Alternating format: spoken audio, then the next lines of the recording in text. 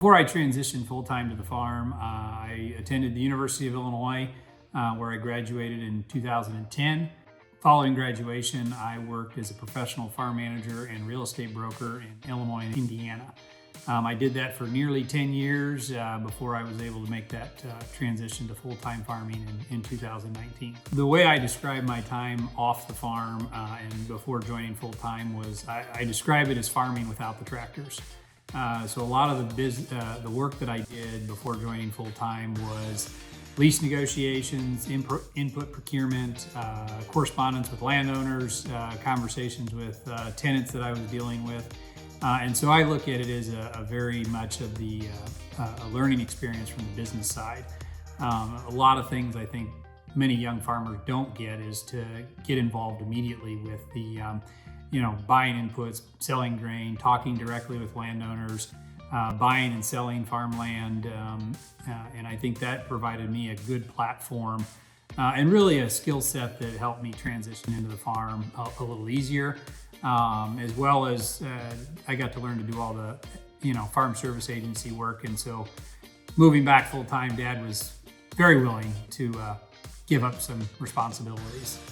Advice I would give someone who is really starting to think about making that transition home full time with dad or grandpa or uncles, the biggest thing is clear communication and be willing to have an open and honest conversation about what it is that you want, where you want to go in the next 5-10 years, but also what impacts does that have on your personal life, your family.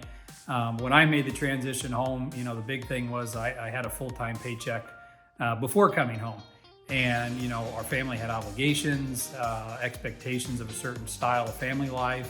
And the goal of that was not to seem like you needed to be paid and that you're worth a bunch of money, but more of, an expectation and honest conversation of how you fit into the operation and what you expect and how you expect to be compensated for your time, effort, and ultimately your expertise. As far as we look at 2024, it's going to bring its own new set of challenges, whether it's unknown weather conditions or decreasing prices for our commodities.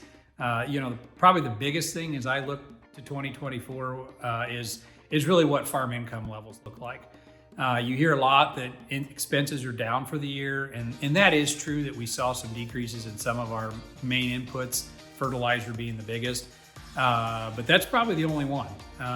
Interest rates are significantly higher over the last 2 years. Labor is increasingly more expensive. Seed and fertilizer did not see a decrease. And so I think that's probably our biggest focus as we look at 24 is really net profitability and finding ways where we can be more profitable and try to survive or bridge the gap between the incomes we had in 22 and 23 to really get to 2025 and beyond.